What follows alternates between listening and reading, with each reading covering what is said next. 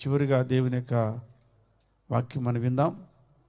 The gospel association of India సహవాసం ద్వారా ఫారిన్కి ఆయా ప్రాంతాల్లో దేవుని సేవ చేస్తున్న దైవజనులు ఎం సాల్మన్ రాజయ్య గారు మన మధ్యలోనికి రావటం అది ఎంతో ఆశీర్వాదకరం. ఈ రాత్రి వారు చివరిగా దేవుని యొక్క వాక్యం మనకి బోధిస్తారు. దేవుని మాటలు మనం విందాం.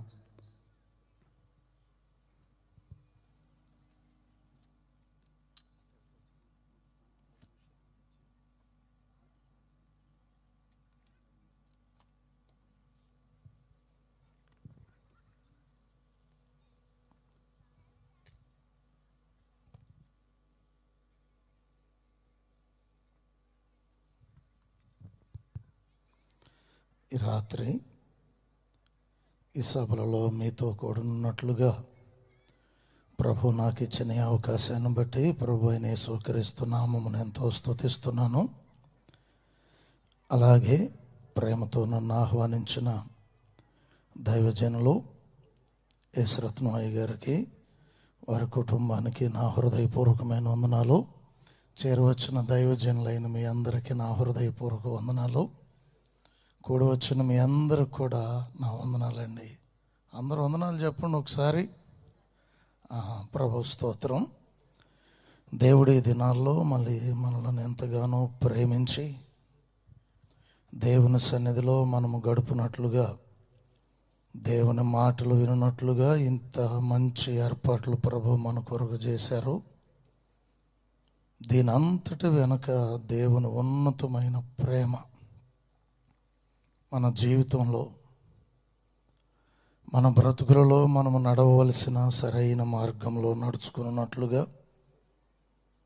దేవుడు మన పట్ల చూపుచున్నటువంటి ప్రేమ, ఆయనకున్నటువంటి అపారమైనటువంటి ఉన్నతమైనటువంటి ఆ ప్రేమ మన జీవితాల్లో ప్రకాశించాలని, మనమందరమును కూడా తప్పిపోయి తిరుగుచుండగా తిరిగి మరలా దేవుని బలమైన రెక్కల క్రిందకు రావాలని, దేవునిలో మన జీవితాలు కట్టబడాలనేది దేవుని ఉన్నతమైన ఉద్దేశం. అందుకే మనల్ని అందరినీ కూడా ప్రభు ఇంత చక్కని సభలకు ఆహ్వానిస్తూ ఉన్నాడు. ఇందుకు దేవునికి ఎంతో స్తోత్రాలు. ఈ రాత్రి దేవుని వాక్యాన్ని మనం విందాము. పరిశుద్ధ గ్రంథములో నుండి యెషయా గ్రంథము 55వ అధ్యాయం 6వ వచనాన్ని మనము జ్ఞాపకం చేసుకుందాం. యెషయా గ్రంథము 55వ అధ్యాయము 6వ వచనం. యెహోవా మీకు దొరకు కాలమునందు ఆయనను వెదకుడి, ఆయన సమీపములో ఉండగా ఆయనను వేడుకొనుడి. ప్రభు తన వాక్యమును మన కొరకు దీవించుగాక. ఆమేన్. చిన్న ప్రార్థన చేద్దాం. సర్వశక్తి మిక్కిలి కనికరం కలిగిన దేవా, పరిశుద్ధుడైన ప్రభువా, నీ పాదములకు స్తోత్రాలు. ఈ రాత్రి నీ అపారమైన ప్రేమను బట్టి నీ ప్రజలను నీ సన్నిధిని నిలువబెట్టారు. నీ దాసుడనైన నన్ను నీ ఆత్మతో నింపి మా అందరితో మీరే మాట్లాడుమని నన్ను మమ్మలను మీ చేతులకు అప్పగించుకుంటూ యేసు పరిశుద్ధ నామమును అడుగుచున్నాను తండ్రి. ఆమేన్, ఆమేన్. ప్రియులారా, ఇక్కడ చదివినటువంటి వాక్యాన్ని పరిశీలిస్తే ఎంతో ఆలోచనతో నింపబడి ఉంది ఈ మాట. ఇక్కడ ఆయన అంటాడు, యెహోవా మీకు దొరకు కాలమునందు ఆయనను వెదకుడి, ఆయన సమీపములో ఉండగా ఆయనను వేడుకొనుడి. ఇది చాలా ప్రత్యేకమైనటువంటి మాటగా కనిపిస్తుంది. ఇక్కడ అంటాడు, యెహోవా మీకు దొరకు కాలమునందు వెదకుడి.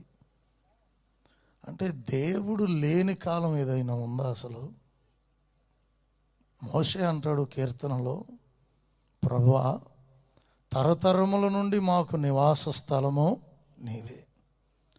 నీవు లోకమును లేదా పర్వతములను, ఆకాశమును, భూమిని సృష్టింపకమునుపు యుగయుగములు నీవే దేవుడు. అంటే దేవుడు లేని కాలం ఏదుందని ఇట్లా చెప్పాడు యెషయా ప్రవక్త.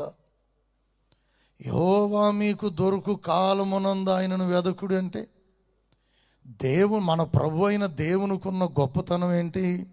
ఆయన నిన్న నేడు రేపు కూడా ఉండేవాడు. ఆయన సర్వయుగములలో ఉండే దేవుడు. ఆయన లేని సమయం ఎక్కడుంది? ఆయన లేని కాలం అసలు ఎక్కడుంది? ఈ భూమి లేకమునిపి ఆయన ఉన్నాడు. ఈ భూమి అంతమైనా కూడా ఆయన ఉంటాడు. అల్ఫయు ఒమేఘయు ఆయనే, ఆది ఆయనే, అంతము ఆయనే. కానీ యెషయా ప్రవక్త ద్వారా ఈ మాటను దేవుడు ఎందుకు చెప్పాడు? యెహోవా మీకు దొరుకు కాలమునందు ఆయనను వెదకుడి అన్నాడు. మరలా అంటాడు, ఆయన సమీపములో ఉండగానే ఆయనను వేడుకొనుడి. ఆయన మనకి ఎప్పుడైనా దూరంగా ఉన్నాడా? అసలు దేవుడేమైనా ఇదిగో చూడు అందనంత దూరంలో ఉన్నాడా? లేకపోతే ఎప్పుడైనా దూరంగా వెళ్ళిపోతాడా ఎవరికైనా? అపోస్తలుడైన పౌలు అపోస్తల కార్యములలో 17:26 అంటాడు, ఆయన యావత్ భూమి మీద కాపురముండుటకు ఆదాము నుండే ఈ సమస్త వంశములను కలుగజేశాడు. ఆయన అంటాడు, ఆయనను వెదకి తడువులాడి కనుగొను నిమిత్తము ఆయన నివాస స్థలములకు పొలిమేరలు నియమించాడు అని. అక్కడ అంటాడు, ఆయన మనలో ఎవరికి దూరముగా ఉండువాడు కాడు అని ఉంది. దేవుడు మనకేమైనా దూరంగా ఉంటాడా? మనలో ఎవరికైనా అందనంత ఎత్తులో దేవుడేమైనా ఉన్నాడా? ఎందుకు యెషయా ప్రవక్త ద్వారా ఇట్లా చెప్పాడు? ఆయన అంటాడు, ఆయన సమీపములో ఉండగానే ఆయనను వేడుకొనుడి. ఇప్పుడు మనం ప్రార్థన చేస్తున్నాం, ప్రభువు వింటాడు కదా. ఆయన ఎంతో దూరములో ఉండేవాడైతే మన ప్రార్థన ఎట్లా వింటాడు? పోనీ ప్రార్థన చేయుటకు ఎక్కడ చేయాలి? మనం పర్వతాలు ఎక్కాలా? మందిరాల్లోకి వెళ్ళాలా? ప్రతిష్ఠిత స్థలములు ఏమైనా ఏర్పాటు చేశాడా? ప్రార్థనలు చేసుకోవడానికి ప్రత్యేకమైన ఏర్పాట్లు ఏమైనా ఉన్నాయా? ప్రార్థన ఎక్కడ చేయొచ్చు? ఎక్కడ దేవుణ్ణి వేడుకోవచ్చు అంటే మనము ఎక్కడ ఉంటే అక్కడ, దారిలో ఉన్న, ఇంటిలో ఉన్న, ఊరిలో ఉన్న, వాడలో ఉన్న, విమానంలో ఉన్న, ఆకాశంలో ఉన్న, భూమి మీద ఉన్న, నీళ్ళల్లో ఉన్న, ఇదిగో చూడండి సబ్మెరైన్లో ఉన్న, ఎక్కడ చేసినా సరే ఆయన వింటాడు. కానీ ఇక్కడ ఏమంటాడు? ఆయన సమీపములో ఉండగానే ఆయనను వేడుకొనుడి. ఈ మాట చదివినప్పుడు నన్ను ఎంతో ఆలోచింపజేసింది. ఎందుకు దేవుడు ఈ విషయాన్ని ఇలా మాట్లాడాడు? ఆయన లేని కాలమే లేదు కదా. ఆయన మనలో ఎవరికి ఎప్పుడు దూరముగా ఉండడు కదా. ఎందుకు యెషయా ప్రవక్త ద్వారా దేవుడిలా పలికించాడు? ఆయన దొరకు కాలమునందు వెదకమని ఎందుకు చెప్పాడు? ఆయన సమీపములో ఉండగానే వేడుకొనమని ఎందుకు చెప్పాడు అని ఆలోచన చేసినప్పుడు కొన్ని విషయాలు నా ఎదుటికి వచ్చాయి. మా నాన్నగారు R&Bలో ఉద్యోగం చేస్తారు. మా అమ్మగారు రక్షణ పొందారు. ఇంటి దగ్గర స్తుతి కూడికలు జరిగినప్పుడు పాస్టర్ గారు వచ్చేవాళ్ళు. వచ్చినప్పుడు మా నాన్నగారు ఉంటే మా పాస్టర్ గారు మా నాన్నగారిని అన్నయ్య అని పిలిచేవాడు. అన్నయ్య మీరు కూడా రక్షణ పొందండి అనేవాడు. అప్పుడు అనేవాడు, చూద్దాంలే తమ్ముడు అనేవాడు, ఏమనేవాడు కాదు. కానీ మా అమ్మగారు రక్షణ పొందమని అడిగితే చాలా కోప్పడేవాడు. నాకేం పని పాట లేదనుకున్నావా, రిటైర్ అయిన తర్వాత చూద్దాంలే అనేవాడు. ఏమనేవాడు అంటే పొందనని చెప్పేవాడు కాదు, అలాగని రక్షణ పొందుతాను అని కూడా అనేవాడు కాదు. ఏమనేవాడు? రిటైర్ అయిన తర్వాత చూద్దాంలే అనేవాళ్ళు. మా నాన్నగారు ఆయన చెప్పినట్లే 1999 సంవత్సరం ఏప్రిల్ 30వ తారీఖున ఆయన ఉద్యోగం నుంచి రిటైర్ అయ్యారు. అయిన తర్వాత ఆగస్టు 10వ తారీఖు అదే సంవత్సరాన ఆయన చనిపోయారు. ఇప్పుడు కాలము దేవునికి లేదు కానీ ఎవరికి ఉంది? మనకు నిర్ణయించబడింది.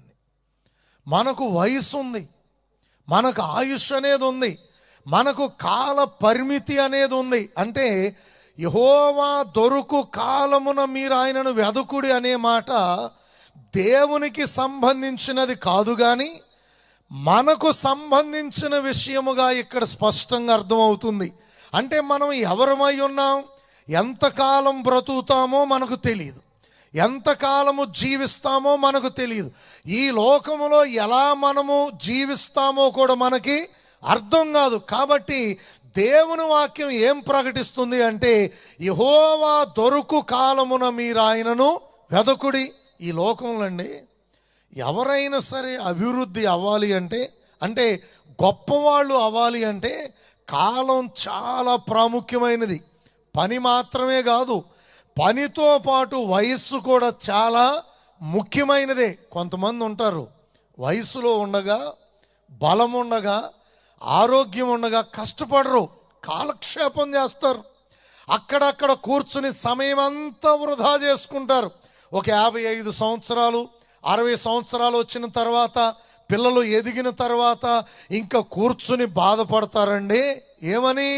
నేనేం చేయలేకపోయా, నేనేం సంపాదించలేకపోయా. ఒకప్పుడు ఎన్నో అవకాశాలు వచ్చినాయి కానీ అర్థం కాల. ఇప్పుడు కష్టపడదామంటే ఏమి లేదు, శక్తి లేదు, వయసు లేదు, బలం అయిపోయింది. ఇప్పుడు చెయ్యాలనే ఆశ ఉంది కానీ చేయటానికి ఏమి లేదు, శరీరంలో ఓపిక లేదని చాలామంది పెద్దవాళ్ళు బాధపడటం అనేది చూస్తాం.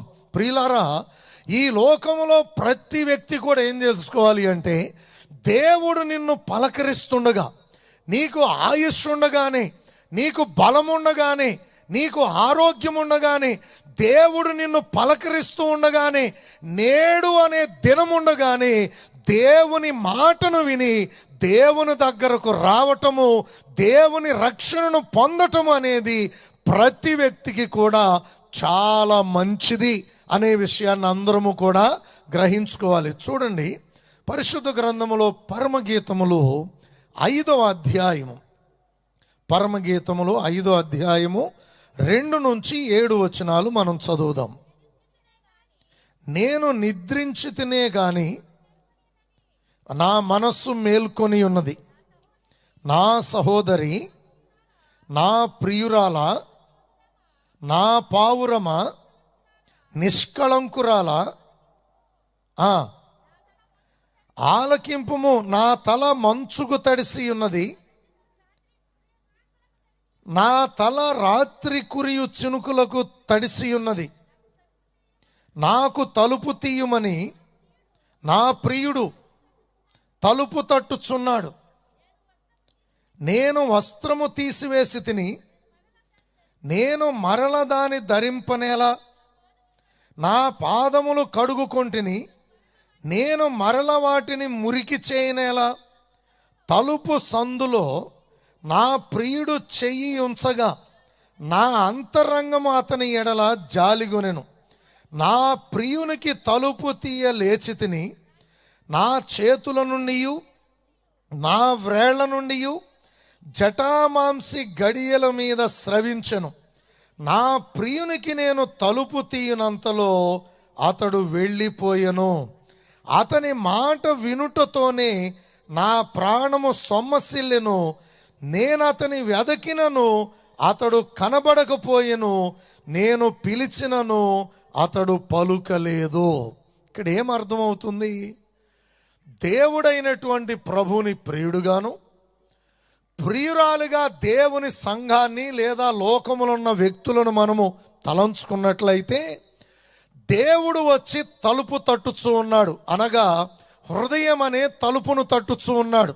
ఆయన అంటాడు, నా పావురమా, నిష్కళంకురాల, నా ప్రియురాల, నా ప్రాణేశ్వరి, నా సహోదరి, తలుపు తీయుము అని వాకిలి తట్టుచూ ఉన్నాడు. దేవుడు ఏం చేస్తున్నాడు? ఈ లోకములో ఉన్న ప్రతి వ్యక్తి హృదయాన్ని కూడా తడుతూ ఉన్నాడు. లోకములో ఉన్న ప్రతి వ్యక్తిని కూడా పలకరిస్తున్నాడు. సేవకుల ద్వారా, వాక్య ప్రకటన ద్వారా, సాక్ష్యముల ద్వారా, సహోదరుల ద్వారా, సహ విశ్వాసుల ద్వారా, భార్య ద్వారా, భర్త ద్వారా, పిల్లల ద్వారా అనేక పర్యాయాలు దేవుడు ఏం చేస్తున్నాడు? నీవు రక్షణ పొందాలి అని నీ హృదయాన్ని తడుతూనే ఉన్నాడు. కానీ చాలామంది ఏం చేస్తున్నారంటే, నాకు టైం ఉందలే. ఇంకా ఎవరిచ్చారు మనకు టైము? ఎవరు రాసిచ్చారు మనకు టైము? ఇప్పుడు ఏదైనా ఒక వస్తువు కొంటే దానికి ఇదిగో చూడు టైం ఇస్తాడు ఇంజనీర్. మనలను సృజించిన దేవుడు మనకేం చెప్పాడు? మీ జీవము ఏ పాటిది? కొంతసేపు కనబడి అంతలో మాయమైపోవు ఆవిరి వంటి వారే అని దేవుడు మనకు సెలవిస్తూ ఉంటే, ఈ లోకంలో అనేకులు ఏం చేస్తున్నారు? దేవుని పిలుపును నిర్లక్ష్యపెట్టి, దేవుని వాగ్దానములను నిర్లక్ష్యపెట్టి, దేవుడు హృదయములను కదిలిస్తుండగా, పలకరిస్తుండగా, పిలుస్తుండగా, క్షేమ కాలములోనే నిన్ను దేవుడు రక్షింపబడాలి అని ఆహ్వానిస్తుంటే ప్రజలు ఏం చేస్తున్నారంటే, నాకు ఇప్పుడే వద్దులే, నాకు ఇంకా టైం ఉందిలే. ఈ లోకములో ఎవరికి ఎవరు టైంనిచ్చారు? 7వ తరగతి చదివేటప్పుడు నేను అసలు దేవుణ్ణి నమ్మేవాడిని కాదు. నాకు ఒక స్నేహితుడు ఉన్నాడు. వాడు మధ్యాహ్నం తిని పడుకుని లేచి నాకేం చెప్పాడంటే, అరే ఒక కల వచ్చిందిరా నాకు ఇవాళ అన్నాడు. ఏంటి ఆ కల అన్న? పెద్ద పర్వతం ఉంది, పర్వతం మీద సిలువ అగ్ని వలె మండుతుంది. ఆ మండుతున్నటువంటి అగ్నితో ఉన్న సిలువ నా దగ్గరికి వస్తుంది, నేనేమో పారిపోతున్నా, ఇట్లా నాకు కనపడిందిరా అని చెప్పాడు. చాలా ఆశ్చర్యపోయా. ఎన్నో తరగతి అది? 7వ తరగతి. కాలక్రమంలో నేను రక్షణ పొందాను, కానీ వాడు రక్షణ పొందల. నేను రక్షణ పొందిన తర్వాత వాడు నాకు స్నేహితుడైనందుకు ఒక రోజున వాడిని పిలిచి దారిలో, అరే నువ్వు కూడా రక్షణ పొందరా, ప్రభువును తెలుసుకో, ఎందుకు ఇంకా లోకంలో పడి నశించిపోతావంటే, వాడు నాతో ఏమన్నాడు తెలుసా? రేయ్, నీకంటే ముందే నన్ను దేవుని దర్శించాడు తెలుసా, నీకు చెప్పే గారు అప్పుడే 7వ తరగతిలోనే. అంటే వాడు ఆ దర్శనాన్ని వాడు మర్చిపోలా. అంటే దైవ దర్శనం వాడికి మర్చిపోయేటట్లు కలగల. ప్రచండమైన వెలుగుతో, అగ్నితో సిలువ అతనిని తాకుతున్నట్లుగా, ఆ వ్యక్తిని వెంటాడుచున్నట్లుగా వాడికి దర్శనాన్ని చూపించాడు. కాబట్టి 7వ తరగతిలో వాడు నాకు చెప్పాడు, దాదాపు 20 సంవత్సరాల తర్వాత వాడితో నేను పలకరిస్తే వాడు ఆ దర్శనాన్ని గురించి చెప్తున్నాడు, కానీ మారు మనసు మాత్రం పొందల. ఏం చెప్తున్నాడు? అప్పటి దర్శనాన్ని గురించి అయితే చెప్తున్నాడు, కానీ ఏం చేయట్లేదు, దేవుని దగ్గరకు మాత్రం రాలేకపోతున్నాడు. నేటికి కూడా చాలామంది ప్రజలు ఏం చేస్తున్నారు? పాపాన్ని ప్రేమిస్తూ దేవుని ప్రేమను నిర్లక్ష్యపెట్టి, దేవుడు రక్షకుడై నిలువబడి, నా ప్రియ సహోదరి, నా ప్రాణేశ్వరి, నా సహోదరుడా, నా ప్రియుడా, నా ప్రియురాలా, రమ్ము, నన్ను నీలోనికి చేర్చుకో, తలుపు తీ, నీకు క్షేమము కలుగుతుంది, నీ జీవితం ఆశీర్వాదకరంగా అవుతుంది, నీ పరిస్థితులను నేను మారుస్తాను, నేనే నీలో జీవిస్తూ నిన్ను నడిపించున్నట్లుగా నా కొరకు నీ హృదయం అనే తలుపును తెరువు, నా ప్రియమైన దేవుని బిడ్డ అని ప్రతి వ్యక్తిని దేవుడు పలకరిస్తూ ఉంటే చాలామంది హృదయాలలో లెక్కలేనంత నిర్లక్ష్యం. ఎంత నిర్లక్ష్యం? లెక్కలేనంత నిర్లక్ష్యం. ఇక్కడ మనం చదివిన వాక్య భాగంలో కూడా ప్రభు వాకిలి తట్టుచుండగా మనసులో అనుకుంటుందంట, నా పాదములు గడుక్కున్నాను, నేను వస్త్రమును ధరించుకున్నాను, మరలా లేవనేలా, వస్త్రమును తీయనేలా, మరలా తలుపు తెరవనేలా అని మనసులో తలంచుకుని ఈమె లేచి తలుపు తీయునంతలో ఎవరు లేరు అక్కడ? ఆ తలుపు తట్టిన ప్రియుడు లేడు. ఇక్కడ యెహోవా సమీపముగా ఉండగానే ఆయనను వేడుకొనుడి అని యెషయా ప్రవక్త ద్వారా దేవుడు చెప్పిన మాట అర్థం ఏంటంటే, దేవుడు పిలిచినప్పుడు, దేవుడు పలకరించినప్పుడు, దేవుడు నిన్ను ప్రేరేపించినప్పుడు, దేవుడు నిన్ను ఆహ్వానించినప్పుడు, ఆయన ఆహ్వానాన్ని, ఆయన ప్రేరేపణను, ఆయన మహిమైశ్వర్యాన్ని నీవు నిర్లక్ష్య పెట్టినట్లయితే, ఒకవేళ దేవుని వైపు తిరిగే ఆ సదవకాశాన్ని నువ్వు కోల్పోతావేమో. ఈ వ్యక్తి తలుపు తీయనంతలో ఆయన లేరు కదా అక్కడ. ఇదిగో చూడండి, ఇక వెతుకుతాంది. ఎక్కడ? రోడ్లు వెంబడబడి వెతుకుతుంది. నా ప్రియుడేడి, నా ప్రియుడు ఎక్కడ? వాకిలి తట్టాడు, నేను తీయలేకపోయాను, ఆలోచనలు చేసుకున్నాను, నేను లేచి తీద్దామనుకునేసరికి ఆయన లేడు. నా ప్రియుడిని మీరు చూసారా? ఇప్పుడే తలుపు తట్టాడు, నా ప్రియుడిని మీరు కనుగొన్నారా? చాలామంది అడుగుతారు, నీ ప్రియుడు విశేషం ఏంటి అసలు? నీ ప్రియుడిని మేము చూడటానికి ఆయనకున్న గొప్పతనం ఏంటి అని అడుగుతుంటామంటుంది. నా ప్రియుడు ధవళవర్ణుడు, నా ప్రియుడు రత్నవర్ణుడు, 10,000 మందిలో కూడా ఆయనను గుర్తించవచ్చు. హల్లెలూయా. మన ప్రభు అయిన యేసయ్య ఎలాంటి వాడు? ఈ లోకములో ఎంతమందిని నిలువబెట్టినా యేసుక్రీస్తు ప్రత్యేకమైన వాడు. ఆయన చరిత్ర ప్రత్యేకమైనది, ఆయన జీవితం ప్రత్యేకమైనది, ఆయన మాటలు ప్రత్యేకమైనవి, ఆయన ప్రేమ ఆకాశము కంటే హెచ్చై ఉన్నది, ఆయన మిక్కిలి గొప్ప దేవుడై ఉన్నాడు. యేసుక్రీస్తుని ఎవరితో కూడా ఎట్టి పరిస్థితుల్లో కూడా సరిపోల్చలేము. ఆయన ఎంతమందిలో నిలువబెట్టినా సరే ఆయన చరిత్ర గొప్పది, ఆయన జీవన విధానము గొప్పది, ఆయన పుట్టుక కూడా చాలా ప్రత్యేకమైనటువంటిది. ఆయన ప్రత్యేకమైన వాడు. ఈ ప్రత్యేకమైనటువంటి దేవుడు ఈ లోకములో ఉన్న ప్రతి వ్యక్తిని కూడా ఆయన తన యొద్దకు రమ్మని ఆహ్వానిస్తూ ఉన్నాడు. కనుక ప్రియులారా, నేడు అనే దినముండగానే ప్రభు నిన్ను పిలుస్తుండగానే నీవు ఆయన మాటను వినినట్లయితే నీకెంతో ప్రయోజనం, లేకపోయినట్లయితే దేవుని అనుగ్రహాన్ని, ఆయన మహిమైశ్వర్యాన్ని ఒకవేళ నీవు కోల్పోవలసి వస్తుందేమో. కొన్ని విషయాలు మనం ఇక్కడ జ్ఞాపకం చేసుకుందాం. పరిశుద్ధ గ్రంథములో నుండి మార్కు సువార్త 5వ అధ్యాయము 15 నుంచి 17 వచనాలు మనం చదువుదాం. మార్కు సువార్త 5వ అధ్యాయము 15 నుంచి 17 వచనాలు. జనులు జరిగినది చూడవెళ్ళి యేసునొద్దకు వచ్చి సేనా అను దయ్యములు పట్టినవాడు బట్టలు ధరించుకొని స్వస్థ చిత్తుడై కూర్చుండి ఉండుట చూచి భయపడిరి. జరిగినది చూచిన వారు దయ్యములు పట్టిన వానికి కలిగిన స్థితియు పందుల సంగతియు ఊరి వారికి తెలియచేయగా తమ ప్రాంతములో విడిచిపొమ్మని వారాయనను బతిమాలు కొనసాగిరి. చూడండి, వీళ్ళు యేసు ప్రభుని ఏమని బ్రతిమాలుతున్నారట? మా ప్రాంతములో నీవు వద్దు, వెళ్ళిపోమ్మని. ఎందుకు యేసుక్రీస్తును వెళ్ళిపోమ్మని బ్రతిమాలుతున్నారు? తమ ప్రాంతాన్ని విడిచి వెళ్ళిపోమ్మని యేసు ప్రభుని ఎందుకు అట్లా మాట్లాడుతూ ఉన్నారు? ఏం చేశాడు యేసు ప్రభు అక్కడ? మనం గ్రహిస్తే ఆ ఊళ్ళో ఒక యవనస్తుడికి శానా అనే దయ్యాలు పట్టాయి. అంటే అనేకమైన అపవిత్రాత్మలు కలిసి ఒకే వ్యక్తిలో ప్రవేశించాయి. మగ్దలేనే మరియకు ఎన్ని దయ్యాలు పట్టాయి అని ఉంది వాక్యములో? అయ్యా పురుషులు చెప్పండి గట్టిగా మీరు. మగ్దలేనే మరియకు ఎన్ని దయ్యాలు పడితే ప్రభు వదిలించాడని ఉంది? పురుషులారు చెప్పండి గట్టిగా కొంచెం. అందుకే రేషన్ కార్డులో మన ఫోటోలు ఎత్తేసారు, అయినా పట్టించుకోవట్లా మనం. ఇప్పుడు ఆడపిల్లలను అడుగుతా చూడండి, చెప్తారు. అమ్మ మీరు చెప్పండి ఇప్పుడు ఎన్ని దయ్యాలు? 7 దయ్యాలు చెప్పారండి. హల్లెలూయా చెప్దాం ఒకసారి అందరం. కొంచెం స్వరం వినపడితే ఏమన్నా తప్పు వస్తుందా? గట్టిగా చెప్పండి ఒకసారి. పాస్టర్ గారు చెప్తున్నారు, పురుషులు కూడా చెప్పారండి మీకు వినపట్టలేదని. దూరంగా ఉండా వినపడేటట్టే చెప్పమన్నాగా. ఇప్పుడు ఇంట్లో కోపం వచ్చింది అనుకో మగవాళ్ళకి, ఆయన భార్యకి వినపడితే సరిపోద్దుగా. 4 ఇళ్ళకి వినపడేటట్టు వరుతాడు అక్కడ. ఇక్కడ చెప్పమంటే గట్టిగా చెప్పరు. ఒకసారి హల్లెలూయా చెప్పండి, మంచి బిగ్గరగా చెప్పండి.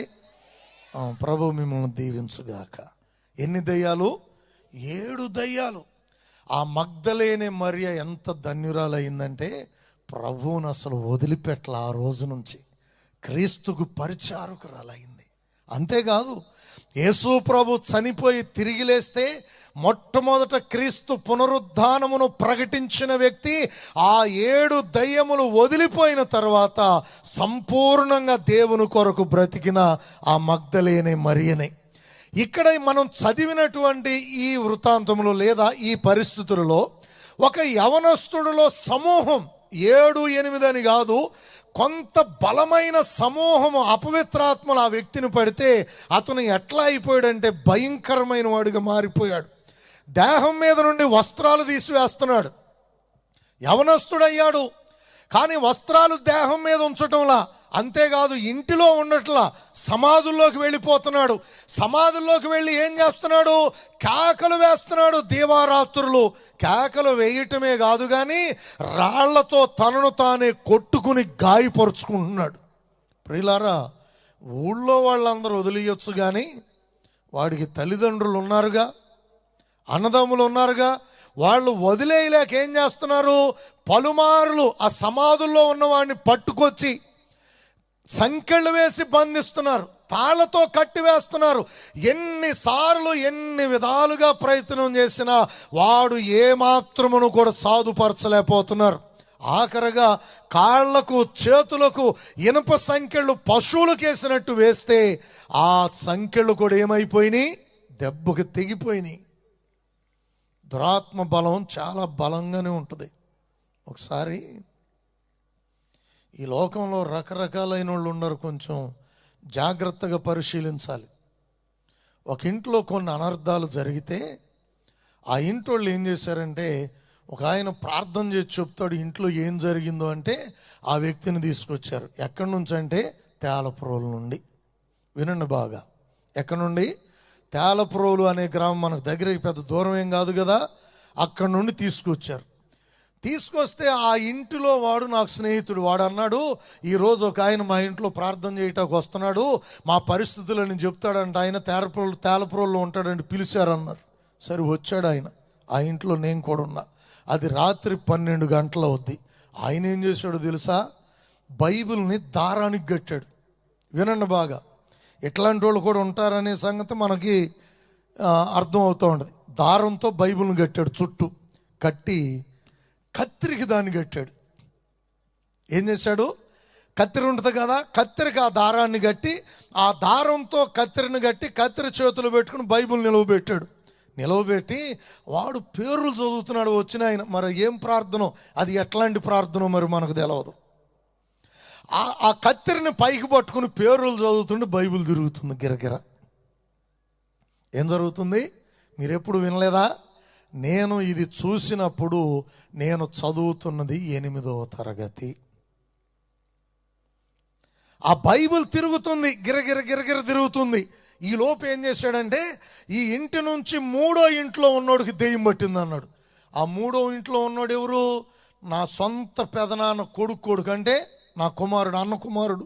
ఆడు ఇదేంట్రా ఈ ఇంట్లో సంగతి చెప్తానని చెప్పి 3వ ఇంట్లోడికి దెయ్యం పట్టింది అంటున్నాడంటే ఆయన పిలుచుకొచ్చారు. ఇక అర్ధరాత్రి కాడే పడుకున్నోడిని లేపుకొచ్చారు. వాడిని లేపి వచ్చేటప్పుడు బాగానే ఉన్నాడు. బైబిల్ కత్తిరి కట్టిన ఆయన ఎదురు కూర్చోగాని బిగిసిపోయాడు. ఆడికి ఇట్లా గట్టిగా బిగిసిపోయాడు. అప్పుడు నా ఫ్రెండ్కు తమ్ముడు ఒకడు ఉన్నాడు. ఆడు అప్పటికే ఇదిగో చూడు పట్టిన తీసుకుని ఇంతలావును ఉంటాడు. ఆడు ఏం జరిగిందంటే ఈ బిగిసిపోయినోడే ఉన్నట్టుండి లెగిసి బయటకు వచ్చేసాడు.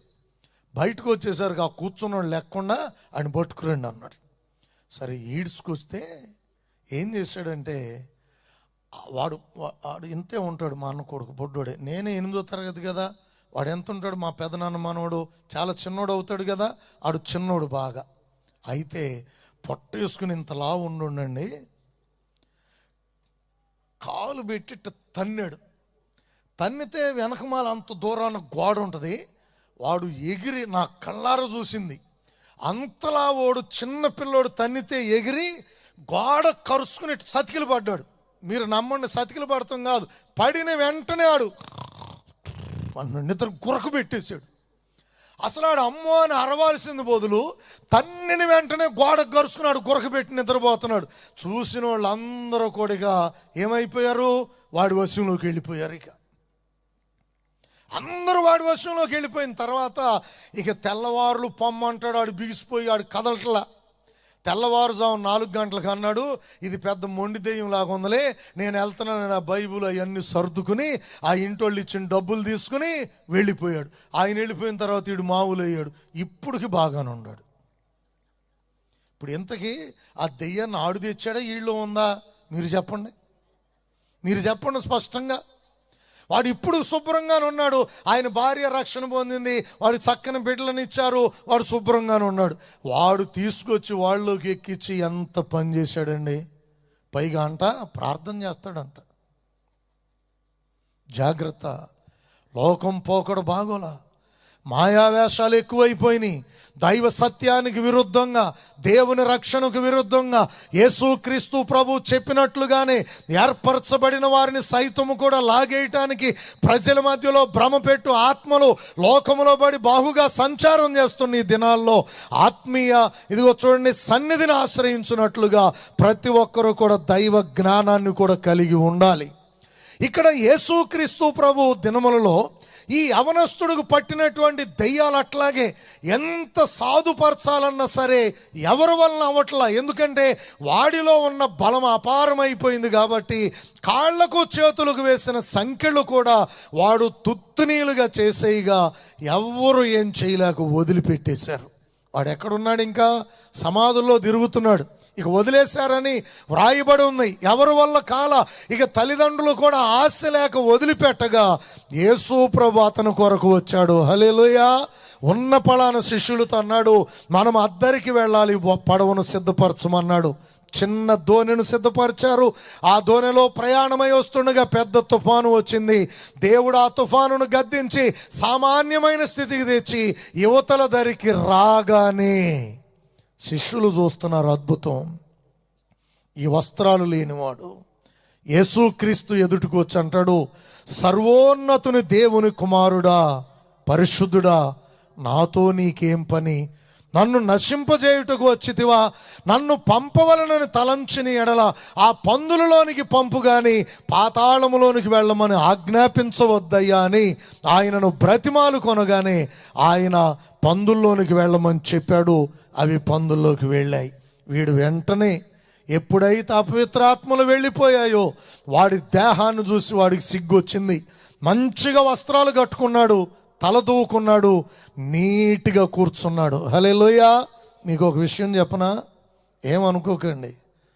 రక్షణ నీవు పొందావు అంటే, నీ హృదయము మార్పు చెందిందంటే నీ దేహంలో మార్పులు వస్తాయి, వస్త్రధారణలో మార్పు వస్తుంది, మాటలో మార్పు వస్తుంది, నడకలో మార్పు వస్తుంది, క్రియలన్నిటిలో కూడా మార్పు స్పష్టంగా కనపడుతుంది. మీరు గుర్తెరగండి, మనసు బాగోపోతే మంచి బట్టలు కూడా కట్టుకోబోద్ది కాదు. ఒక ఆదివారం ఒక ఊళ్ళో సంఘంలో నాతో పాటు ఒక సహోదరుడు ఉంటాడు సహకారిగా. ఆయన ఒక ఆమెతో అన్నాడంట, ఏంటమ్మా ఆదివారం కూడా ఇట్లాంటి బట్టలు కట్టుకొస్తున్నావు, నీట్గా మంచి బట్టలు కట్టుకురా అనగానే ఆమె సీరియస్ అయిపోయి ఆయనతో అందంట, నాకుండా ఇయ్యే ఏం చేయమంట, అయినా పేదల కోసం ప్రభు వచ్చాడు కానీ నీలాంటి మాటలా అని ఆయన బాగా రివర్స్ అయిపోయిందంట. అప్పుడు నేను ఆయనతో చెప్పాయా, ఆమె మనసు బాగా మురికి పెట్టి ఉంటుంది కాబట్టి నీ మాటలు అర్థం కాలేదు, కాబట్టి ఆమె జోలికి ఇప్పుడు వెళ్ళబాకలే, కాలక్రమంలో దేవుడే సహాయం చేస్తాడులే అని ఆ వ్యక్తితో చెప్పి ఆమెను ఏమనొద్దని చెప్పి. ఎందుకని? అర్థం కాదు. హృదయం శుద్ధ అయితే వస్త్రాలు కూడా శుద్ధ అవుతాయి. హల్లెలూయా. ఇక్కడ జరిగింది అదే. వాడి హృదయంలో నుండి ఎప్పుడైతే అపవిత్రాత్మలు వెళ్ళిపోయాయో, ఎప్పుడైతే వాడిని పట్టిన దయ్యాలు వదిలిపోయాయో, ఏమనుంది అక్కడ? వాడు స్వస్థ చిత్తుడై బట్టలు ధరించి ఉండుట చూచి విభ్రాంతి నొందారు. విభ్రాంతి నొందిన వాళ్ళు ఏమనాలండి?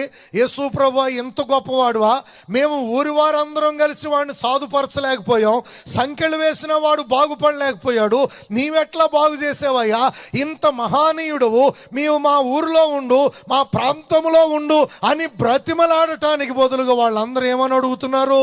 మా ప్రాంతాన్ని విడిచి వెళ్ళిపో. ఈ దినాల్లో కూడా చాలామంది యేసు ప్రభు అంటే, యేసు ప్రభు సంఘాలంటే, యేసు ప్రభు వాక్యం అంటే, యేసు ప్రభు పరిచర్యలంటే చాలామందికి లెక్కలేనంత చులకన. నేను సేవకు వెళ్ళిన క్రొత్తలో మా మందిరానికి ప్రక్కనే కొంచెం దూరంలో ఒక ఆయన పోలీస్ ఆయన ఉంటాడు, కానిస్టేబుల్ గారు. ఒక రోజున వచ్చాడు నా దగ్గరికి. వచ్చి అన్నాడు, పాస్టర్ గారు బాగున్నారా అన్నాడు. నాకు తెలియదుగా ఆయన ఎందుకు వచ్చాడు. బాగానే ఉన్నానండి అన్న. మరి నేను డ్యూటీ చేసుకుని వస్తున్నా, నువ్వు ఎప్పుడు పెడతా అప్పుడు ప్రార్థన పెట్టి డ్రమ్ కొట్టి నేను మైక్ పెడతా ఉంటే నాకు చాలా డిస్టర్బెన్స్గా ఉంది. మరి ఇంకోసారి ఇట్లా జరిగితే, పాస్టర్ గారు నీకు రూల్స్ తెలుసు అనుకుంటగా, కమిషనర్ గారు కంప్లైంట్ పెడతా, గుర్తుపెట్టుకో. నేనేం మాట్లాడలేక సైలెంట్ అయిపోయి, బాగుండవా అని అడిగితే ఎందుకు వచ్చాడు అనుకున్నాను నేను. మంచిగా బాగుండవా అని అడిగి బలమైన వార్నింగ్ ఇచ్చి వెళ్ళాడు. మరి నేనేం చేయను? ఏం మాట్లాడాల, సైలెంట్గానే ఉన్నా. నేను శనివారం రాత్రి ఆదివారం మైక్ పెట్టేవాడినప్పుడు దాన్ని ఏం ఆపల, మైక్ పెడతానే ఉన్నా, కంటిన్యూగా నడుపుతానే ఉన్నా, వాక్యం చెప్తానే ఉన్నా. 6 నెలల్లో ఏం జరిగిందో తెలుసా? భార్య వెళ్ళిపోయింది, బాగా తగాదులు అయిపోయినాయి, ఉద్యోగం పోయింది, గందరగోళం అయిపోయింది. ఏం చేయాలి ఇక అర్థం కావట్లా. నేను ప్రార్థన చేస్తున్నా, ఏ డ్యూటీకి అయితే ఇబ్బంది ఉందన్నాడో ఆ డ్యూటీ లేదు ఇక ఇంటి దగ్గరే. నేనేమనలా, నేను నిజమే చెప్తున్నా, నేనేమనలా. ఆయన కీడు చేయమనుకోండి, నేను ప్రార్థన చేయాల. నేను చెప్పింది అది, అప్పుడు జరిగింది అది. ఇట్లా అయిపోయింది. అయిపోయిన తర్వాత ఒక రోజున వచ్చాడు మళ్ళీ, అయ్యగారు వందనాలు అన్నాడు. వందనాలు అండి అన్న. మరే నేను రక్షణ పొందాలనుకుంటున్నా అన్నాడు. చాలా సంతోషం అండి, తప్పకుండా రక్షణ పొందండి. వచ్చాడు, రక్షణ పొందాడు. రక్షణ పొంది నా వెంటే బండి మీద ప్రయాణం చేస్తున్నాడు. కాలక్రమంలో రక్షణ పొందిన తర్వాత భార్య వచ్చింది, ఉద్యోగం కూడా వచ్చింది. హల్లెలూయా చెప్పండి, హల్లెలూయా. అన్ని విషయాల్లో క్రమమైంది. కొంతమంది ఏమనుకుంటున్నారంటే పాస్టర్ గారులు గోల చేస్తున్నారు అనుకుంటున్నారు. ఇది పాస్టర్ గారుల గోల కాదు. పరలోకమందున్నటువంటి దేవుడే ఈ లోకానికి వచ్చి రక్షణ స్వార్థను ప్రకటించమన్నాడు. కాబట్టి ఇదిగో చూడు, సేవని, సంఘాన్ని, వాక్యాన్ని, పరిచర్యను ఎవరో కూడా చులకనగా చూడకూడదు ఈ భూమి మీద. నీకు అర్థం కాకపోతే అర్థం చేసుకో, తెలుసుకో, పరిశీలన చేసుకో. చాలా విషయాలు నువ్వు అర్థం చేసుకుంటున్నావుగా. కొన్ని చోట్ల ఏం జరుగుద్దో చెప్పనా? పెళ్లి చూపులకి అయ్యగారులను కూడా రమ్మని అడుగుతారు, మేము రామన్నా వదిలిపెట్టరు కొంతమంది. సరే వెళ్ళిన తర్వాత ఈయన ఇంజనీరింగ్ చదువుతాడు, ఆమె కూడా ఇంజనీరింగ్ చదువుద్ది. బాగానే ఉందలే, నచ్చింది అనుకుంటారు. ఇంతలో ఆడపిల్ల ఇంటి వైపు వాళ్ళు చెప్తారు, మా అమ్మాయికి ఏం పనులు రావండి, ఇంకా వంట వండటం కూడా రాదండి అని. ఇప్పుడు కాబోయే అత్తగారు ఏమంటారు తెలుసా? నీ కూతురు అయితే ఒకట, నా కూతురు అయితే ఒకట. అబ్బో ఏం బడాయి కబుర్లే. ఈ మాట నిజమవుద్దా నాన్న? అసలు మీరు చెప్పండి, ఏమంటారు వీళ్ళు చేసుకోకముందు?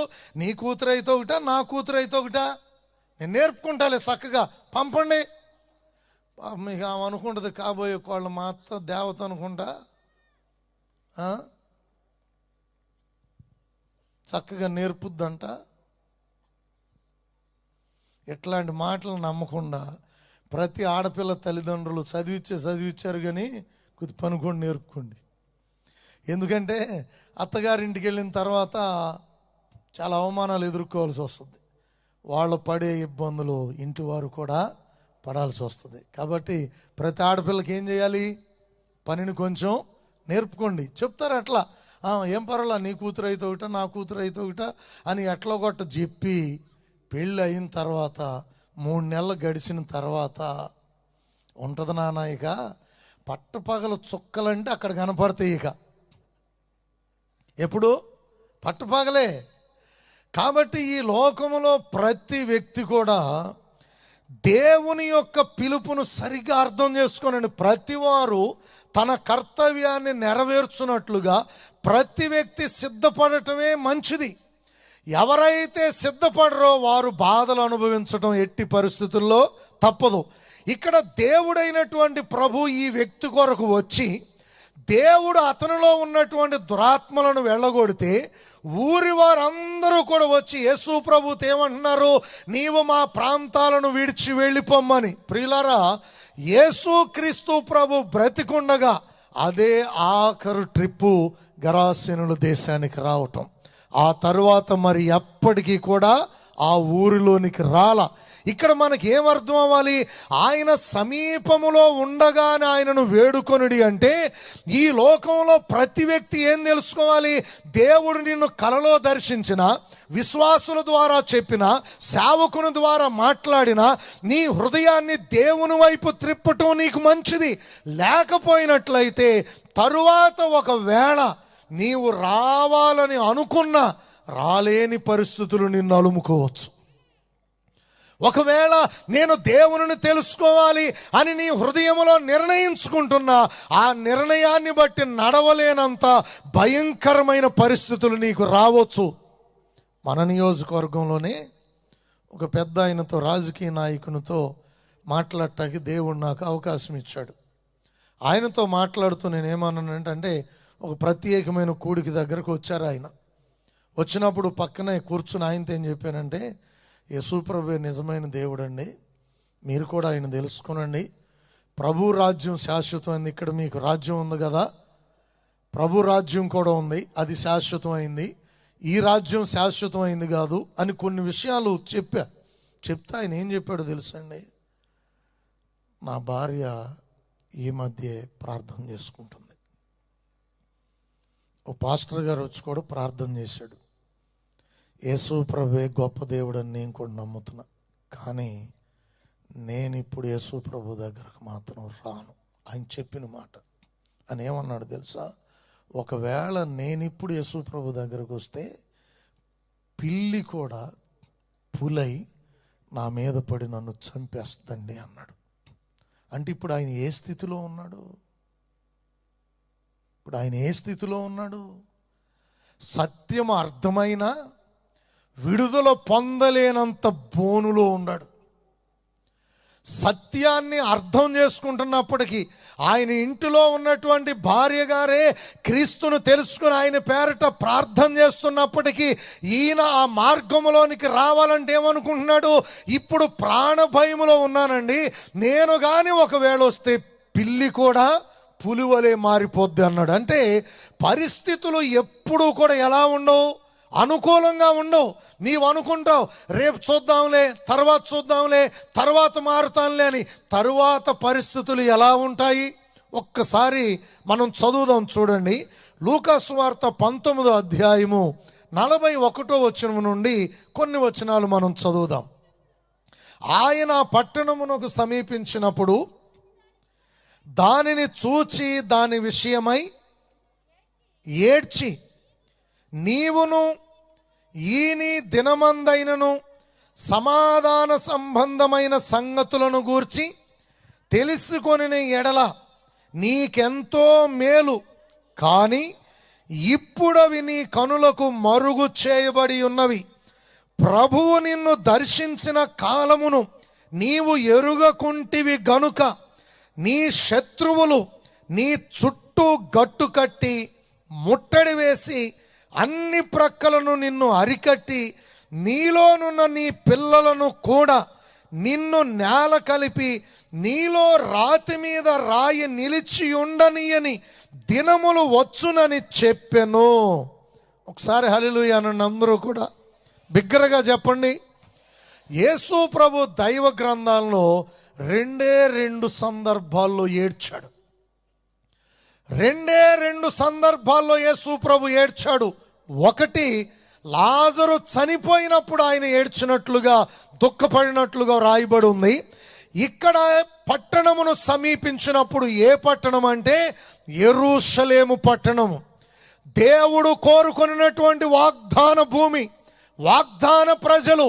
దేవుడు సర్వ ప్రపంచములో నుండి తన కొరకు స్వకీయ సంపాద్యముగా, తన సొత్తైన ప్రజలుగా ఎవరైతే ఉండవలనని దేవుడు నిర్ణయించాడో, ఐగుప్తు దేశములో నుండి ఏ పాలు తేనెలు ప్రవహించు దేశములో తన ప్రజలు నివసించవలనని నిర్ణయించాడో, ఆ దేశమునకు యేసు ప్రభు సమీపించినప్పుడు ఆ పట్టణము విషయమై ఆయన ఏడ్చాడు అని వ్రాయబడి ఉంది.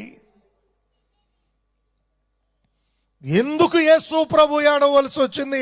దివ్యమైన పట్టణం, దేవుడు కోరుకొనిన పట్టణం, దేవుడు ఆశీర్వదించినటువంటి పట్టణానికి కలుగబోయే దుర్గతిని గూర్చి యేసుక్రీస్తు ప్రభు ఏడ్చాడు.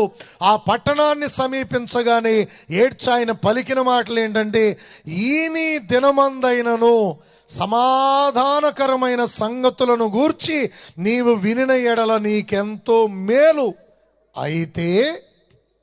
అయితే ఇప్పుడవి నీ కనులకు మరుగు చేయబడి ఉన్నవి. అంటే ఏంటి? ఇక నీకు ఇప్పుడు అర్థం కాదు, కారణం ఏంటి? ప్రభు నిన్ను దర్శించిన కాలమును నీవు ఎరుగకుంటివి గనుక. ప్రియులారా, దేవుని చిత్తాన్ని ప్రతి వ్యక్తి కూడా స్పష్టంగా తెలుసుకోవాలి. ప్రభు నిన్ను ప్రేరేపిస్తున్నప్పుడు, ప్రభు నిన్ను దర్శిస్తున్నప్పుడు, ప్రభు నీకు కృపనిస్తున్నప్పుడు, నీ హృదయమును కలవరపెట్టుచున్నప్పుడు నీవు లోబడకపోయినట్లయితే రాబో దినములు ఒకవేళ ప్రమాదకరముగా మారిపోగలవేమో. జాగ్రత్త సుమండి. ఒకసారి మందిరములో ఒక 11 మంది రక్షణ కూర్చున్నారు. ఎంతమంది? 11 మంది రక్షణ కూర్చుంటే మందిరంలో ఏం చేస్తాం? మనకేం అలవాటు? డేరాలు కడతాం కదా. ఎవరికి వాళ్ళకి డేరాలు కట్టారు. 11 మందికి 11 డేరాలు కట్టారు. ప్రార్థన చేసుకోమని చెప్పారు. నిర్విరామంగా 24 గంటలు రక్షణ కూర్చున్న వాళ్ళు ప్రార్థన చేయాల్సిందేగా. ఇక ప్రార్థన చేస్తున్నారు. ఏం జరిగిందంటే, పాస్టర్ గారు లేని సమయంలో ఈ 11 మంది కలిసి గ్రూప్ కట్టారు. గుడారాల నుంచి బయటకు వచ్చి గ్రూప్ కట్టి మాట్లాడుకుంటున్నారు. ఇక మాట్లాడుకొని చుండగా వారిలో ఒక ఆయన అడిగాడట, దేవ సహాయం నీకేం కనపడిందిరా? ఒకళ్ళకొళ్ళు అడుక్కుంటున్నారు. ఈయన అన్నాడు, నాకేం కనపడలేదురా అన్నాడు. ఇంతలో పాస్టర్ గారి కాళ్ళు గుమ్మంలో నుంచి కనపడి, అంతే. ఎవరు గుడారాల్లో కాళ్ళు చలో కన్ను మూసి తెరిచి వాళ్ళకి వెళ్ళిపోయారు. ఇక ఎందుకని పాస్టర్ గారు వస్తే ఊరుకోడని భయంతో అప్పుడు దా గ్రూప్ కట్టి మాట్లాడుకున్న వాళ్ళు వెళ్ళిపోయారు. వెళ్ళిపోయిన తర్వాత పాస్టర్ గారికి తెలియదుగా. ఆయన వచ్చి అన్నాడు, రెండబ్బాయి బయటకు అందరూ. వాళ్ళు ఇప్పుడు దాకా ఎక్కడున్నారు? పాస్టర్ గారు లోపలికి వచ్చి అన్నాడు, రెండు అందరూ బయటికి. నీకేం కనపడి చెప్పు, నీకేం కనపడి చెప్పు అని అడిగాడు. వరుసనే చెప్తున్నారు. కోటేశ్వరరావు అనే ఆయన, దేవ సహాయం అని ఆయన ఏమని అడిగాడు? నీకేం కనపడిందిరా అని అడిగాడు. నాకేం కనపడలేదు అన్నాడు. ఇంతలో అయ్యగారిని చూశారు, గుడారాల్లోకి పరిగెత్తారు. పాస్టర్ గారు లోపలికి వచ్చి, గుడారాల్లో ఉన్న నా ప్రియ పిల్లలారా రెండు బయటకు అని పిలిచాడు. ఆయన బయటకు వచ్చిన తర్వాత ఈ దేవ సహాయం అన్నాడట, పావురం రెక్కలేసుకుని తెల్లటి పావురం నా భుజాల మీద వాలిందండి అని చెప్పాడు ఆ దేవ సహాయం గారు. ఈ కోటేశ్వరరావుకి వచ్చింది ఎక్కడ లేని కోపం. ఎందుకు? పాస్టర్ గారు అడగగానే నేను అడిగితే ఏం కనపడలేదు అన్నాడు. అయ్యగారు వచ్చి అడగగానే తెల్లటి పావురం వచ్చి భుజం మీద వాలింది అన్నాడు. అనగానే పాస్టర్ గారు అన్నాడు, శబాస్ దేవ సహాయం, పావురం అంటే పరిశుద్ధాత్ముడు నీ దగ్గరికి వచ్చాడు, నీ మీద వాలాడు, అది యేసు ప్రభువుకి దక్కింది, నీకు కూడా ఇట్టి మంచి దర్శనం ఇచ్చాడు, బాగా ప్రార్థన చేసుకొని ఆయన అభినందించాడు. ఇక అంతే, ఈ కోటేశ్వరరావుకి మెంటలు వచ్చేసింది. ఇక అక్కడ ఆయన భార్య ఆయన కొరకు తెచ్చినటువంటి దుప్పటి బొంత మొత్తం సర్దుకుని చలో ఎక్కడికి?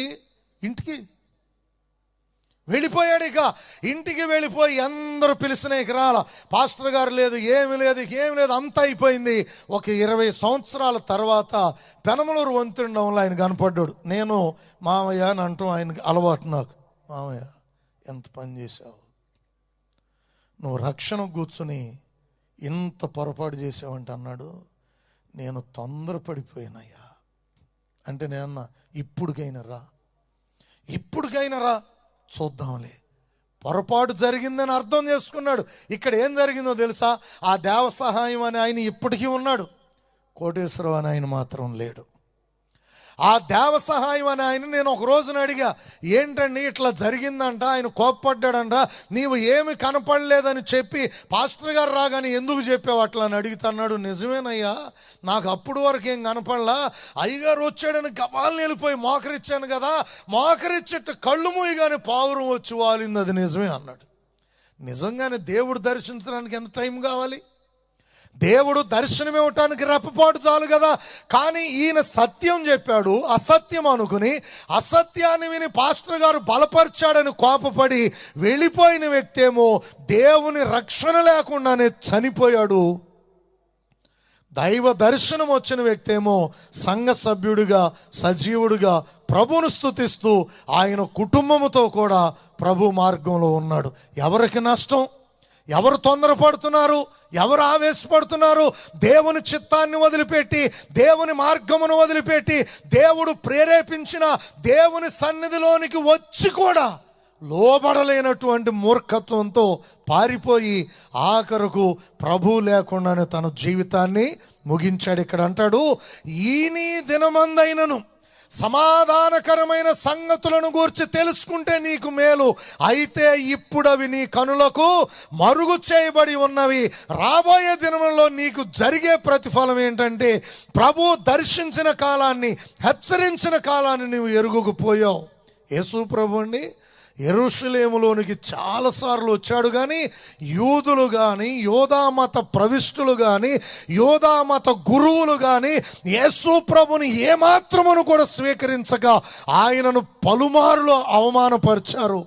ఒక రోజునైతే యోధామత పెద్దలు వచ్చి యేసు ప్రభుతో అంటారు, ఇదిగో హేరోదు నిన్ను చంపవలననున్నాడు, కాబట్టి ఈ ప్రాంతం నుంచి వెళ్ళిపో. అప్పుడు యేసు ప్రభు అంటాడు, ఆ నక్కతో వెళ్ళి చెప్పు, నేడును రేపును ఉండి నేను ఇక్కడ నా దేవుని కార్యములు చేయవలసి ఉన్నదని ఆ నక్కతో వెళ్ళి చెప్పండి. ప్రియులారా, యేసు ప్రభుని ఎంతగానో అవమానపరిచారు యెరూషలేము ప్రజలు. ఆయన ఒక దినాన్ని అంటాడు, యెరూషలేమా యెరూషలేమా, కోడి తన పిల్లలను రెక్కల క్రిందకు చేర్చుకొనున్నట్లుగా నిన్ను నువ్వు చేర్చుకొనవలనని ఉంటిని గాని మీరు వల్లకపోతిరి. అవును, ఈ సంవత్సరమును కూడా ఈ సభలు నిర్వహించినది దేవుడే. నీ కుటుంబాన్ని ప్రేమిస్తున్నాడు, నీ జీవితాన్ని ప్రేమిస్తున్నాడు. ఈ రోజునైనా సరే నీవు దేవుని స్వరమును విని, ఆయన పిలుపును విని మారు మనసు పొందుతావేమోనని యేసుక్రీస్తు ఈ అవకాశాన్ని నీకు ఇచ్చాడు. ప్రియులారా, ప్రతి వారు దేవుడిచ్చిన సమయాన్ని, దేవుడు దర్శించే సమయాన్ని కాల రాసుకుని వెళ్ళిపోతున్నారు. జాగ్రత్త. యెరూషలేము పట్టణమునకే దుర్గతి తప్పకపోయింది. యేసు ప్రభు పిలుపును, మహిమైశ్వర్యమును, ఆయన దర్శించు కాలమును నిర్లక్ష్య పెట్టగా యెరూషలేము ప్రజల యొక్క దురవస్థ భయంకరంగా మారిపోయింది. యేసు ప్రభు తప్పించాలనే చూశాడు, పలుమారుల పట్టణములో కాలు పెట్టాడు, దేవుని సత్యాన్ని వివరించాడు, కానీ వారు నిర్లక్ష్య పెట్టారు గనుక యేసు ప్రభు ఏడుస్తా ఉన్నాడు. ప్రియులారా, నేను ఆఖరికి ఒక మాట సాక్ష్యాన్ని చెప్పి మరొక వాక్య భాగాన్ని చెప్పి ముగిస్తాను. నేను రక్షణ పొందకముందు నాకు ఒక స్నేహితుడు ఉన్నాడు. మా పెదనాన్నగారు వాళ్ళ అబ్బాయి అనేవాడు నాతో, ఒరేయ్ ఏంట్రా బాబు మీరిద్దరు ఎక్కడ చూసినా మొగుడు పెళ్ళాలన్న వేరుగా ఉంటారేమో కానీ మీరేంట్రా బాబు ఎక్కడ చూసినట్టు తిరుగుతున్నారు అనేవాడు. అంటే మా చుట్టాల ఇంటికి వెళ్ళాలన్నా ఆయన తీసుకెళ్ళేవాడు, వాడి చుట్టాల ఇంటికి వెళ్ళాలన్నా నన్ను తీసుకెళ్ళేవాడు. ఇంత స్నేహంగా ఉంటున్న మా మధ్యలో అనుకోకుండా నేను రక్షణ పొందడానికి దేవుని సన్నిధిలోకి వెళ్ళిపోయా. వెళ్ళి నేను దేవుని మందిరంలో ఉన్నా. నేనండి ఒక్కరోజు 2 రోజులు కాదు, 50 రోజులు ఉన్న మందిరంలో. అప్పటికి నేను ఒక ప్రైవేట్ కంపెనీలో మేనేజర్గా ఉద్యోగం చేస్తున్నా. 50 దినాలు. ఈ రోజుల్లో కొంతమంది అడుగుతున్నారు, పాస్టర్ గారండి బాప్తిసం తీసుకోవాలనుకుంటున్నా, ఎన్ని రోజులు ఉండమంటారు? నేనేం చెప్పను. నీ ఒప్పుకోలను బట్టి, దైవ దర్శనాన్ని బట్టి దేవుడు మాట్లాడేది సత్యం. మనం ఒప్పుకొనిన ప్రతి పాపమును తన రక్తములో శుద్ధి చేసేది సత్యం. మనలను రక్షించానని వాగ్దానం ఇచ్చేది సత్యం. ఆయన తన స్వరమును వినిపింపజేసేది సత్యం. ఈ అనుభవం నీకు లేకపోతే సత్యమును నమ్మునట్లుగా నీవు ప్రార్థన ప్రారంభించు. నీ దేవుడు నీతో మాట్లాడతాడు ఖచ్చితంగా. ఆయన మన పాపముల కొరకు సిలువలో రక్తం ఇచ్చిన దేవుడు. ఆయన సజీవుడై మాట్లాడే దేవుడు. ఆయన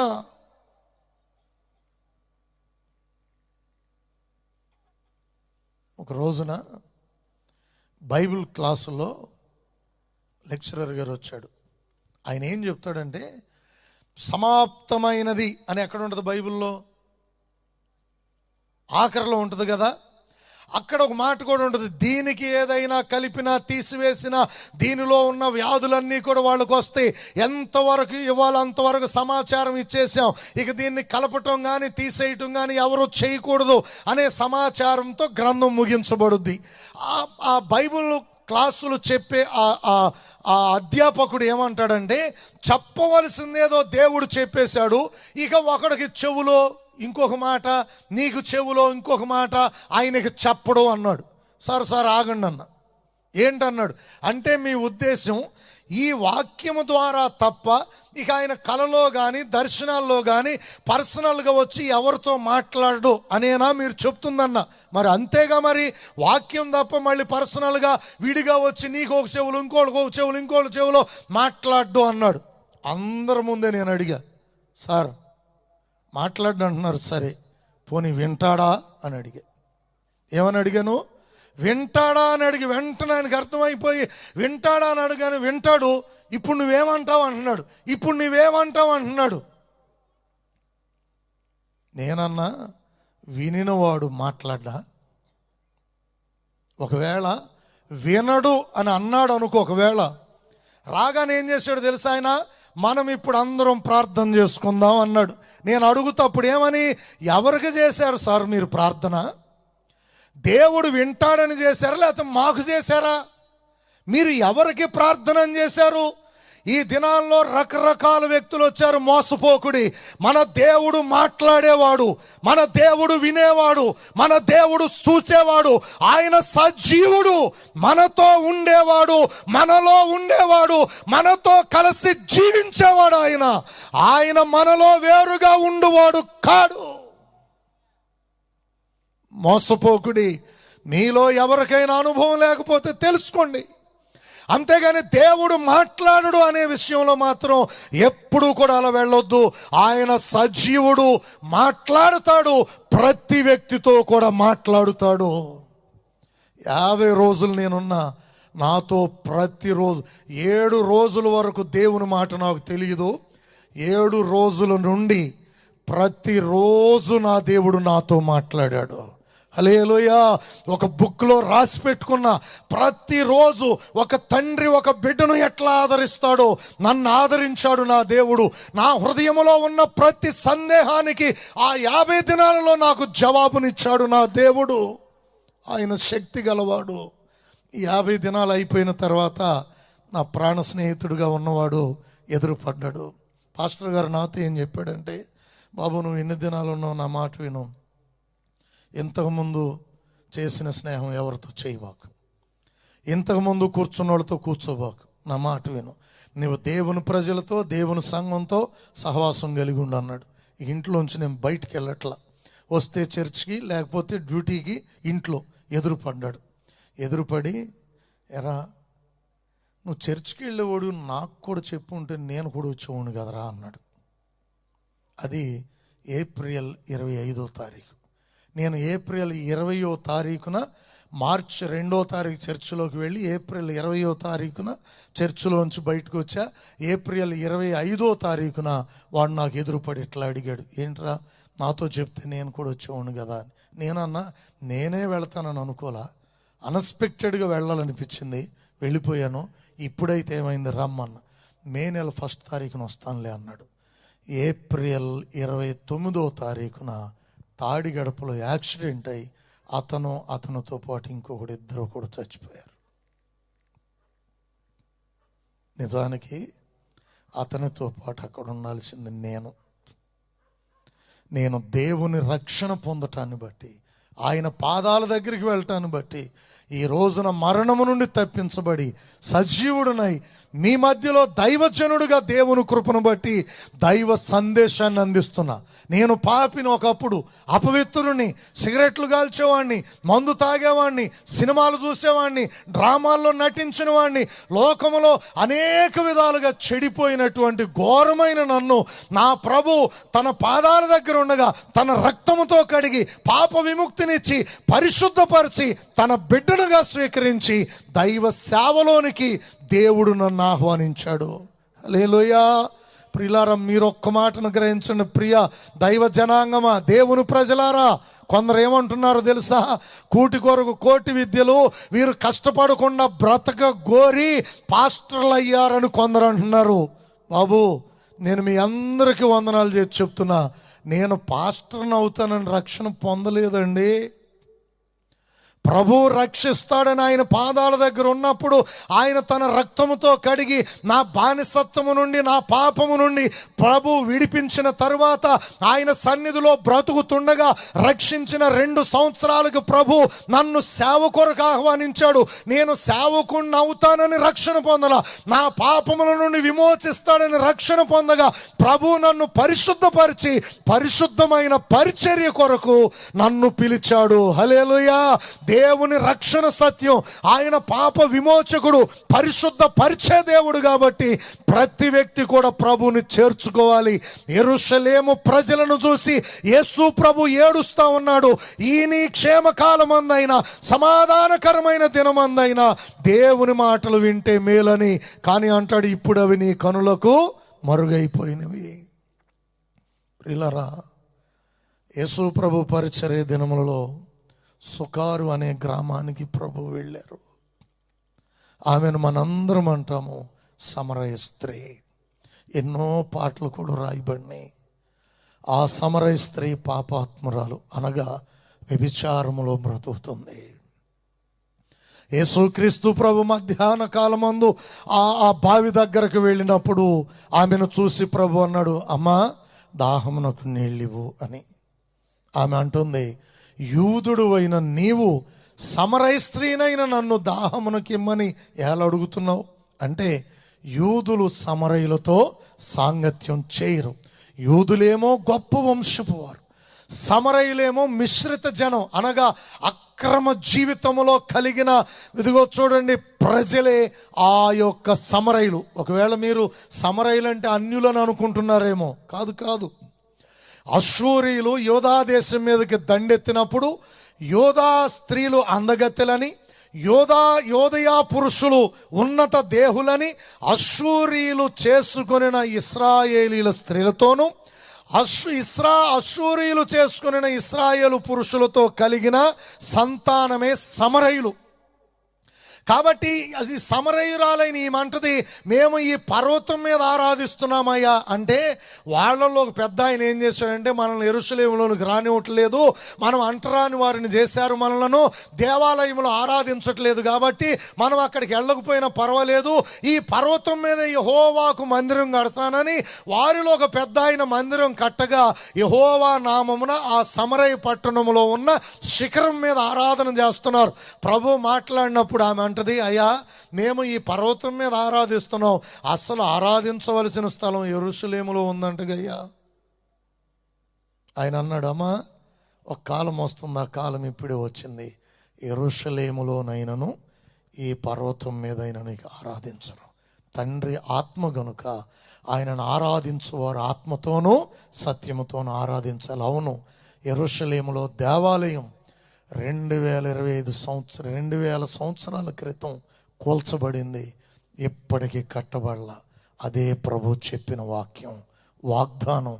ఆ సమరయ స్త్రీ దగ్గరకు వచ్చి ప్రభు అడిగినప్పుడు ఆమె, నీవు ఎట్లా అడుగుతున్నావంటే, నిన్ను అడుగుచున్నవాడు ఎవడో ఎరుగుంటే జీవజలాన్ని ఇమ్మని అడుగుతావని అన్నాడు ప్రభు. ఆమె అంటది, నీ చేతిలో తాడు లేదుగా, ఇది లోతైన బావిగా, ఎలా ఇస్తావు నీళ్లు?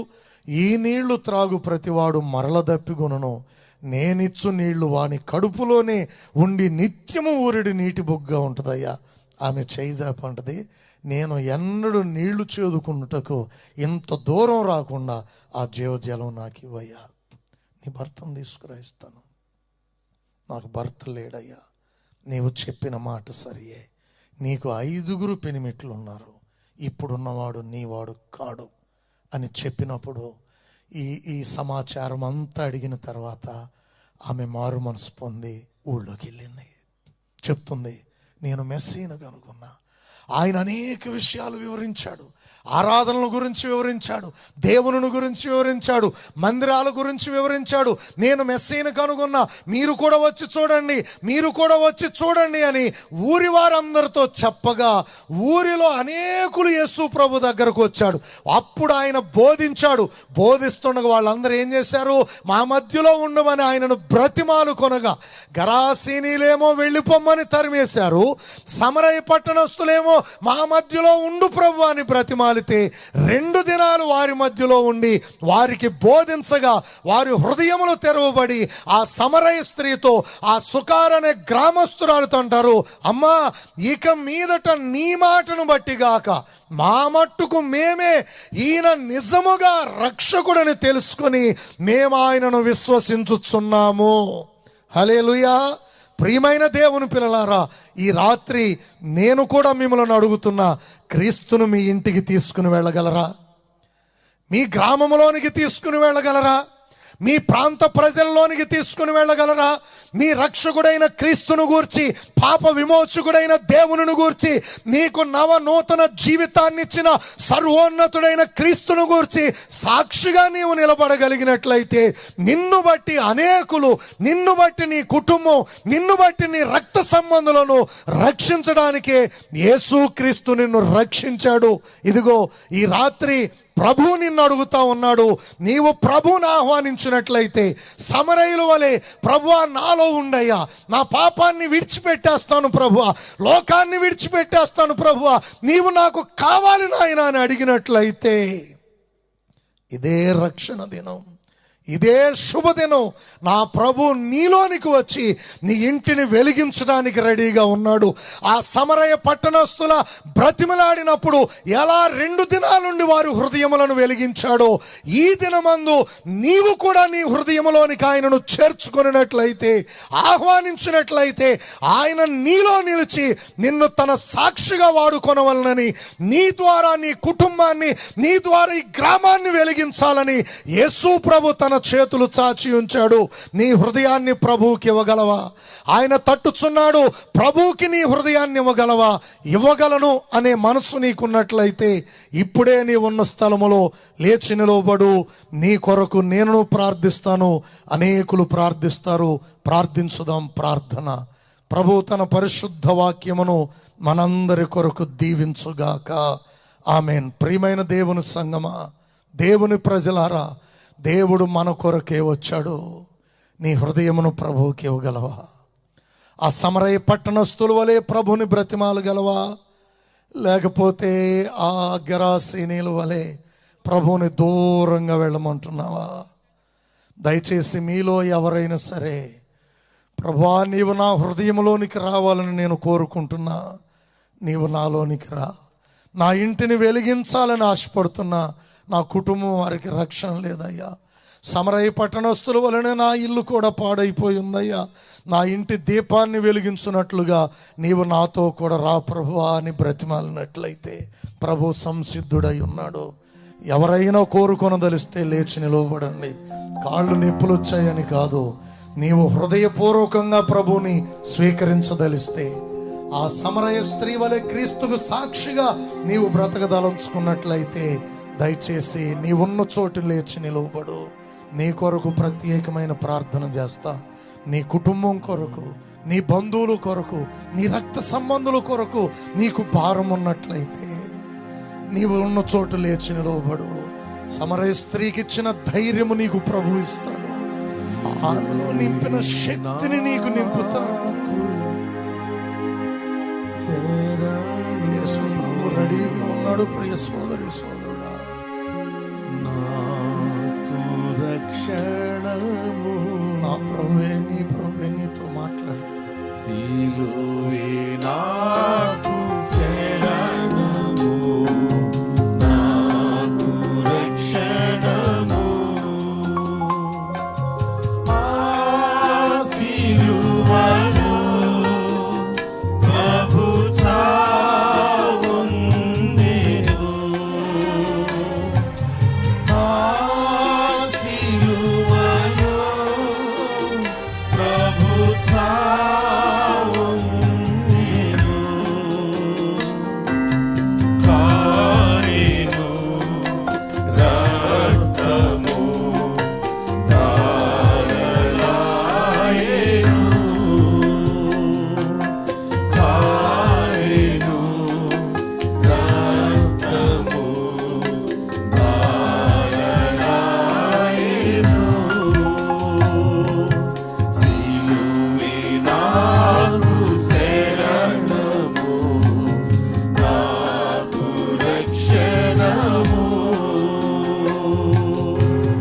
క్రీస్తుకు సాక్షిగా ఉండగలవా?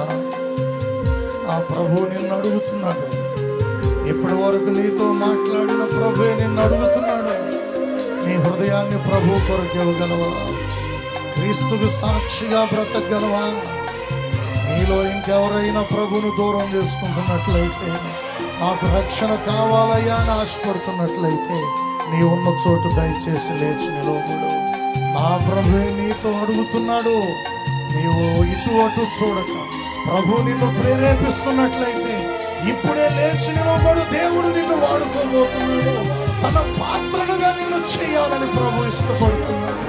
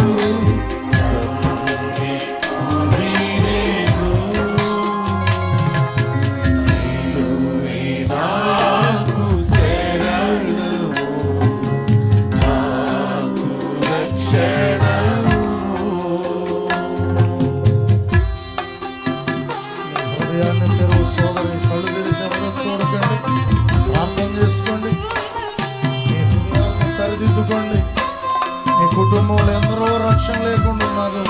వారి విషయమై భారం ఏమైంది? రక్షణ పొందిన నీలో ఎంతో నిర్లక్ష్యం ఉంది. దానిని సరి చేసుకో. రక్షణ లేని నా ప్రియ సోదరుడా, ఇదే మిక్కిలి అనుకూలమైన సమయం. ఎందరో అనుకుంటున్నారు దేవుడు ఇప్పుడు పలకరిస్తే మరొక సమయం ఉందని. లేదయ్యా, ఇదే రక్షణ దినము నీకు. ఇదే మిక్కిలి అనుకూలమైన సమయం. నీ హృదయాన్ని ప్రభువుకి నీవెక్కడున్నా దయచేసి లేచి నిలువబడు. నీ కొరకు రాత్రి ప్రార్థిస్తాను.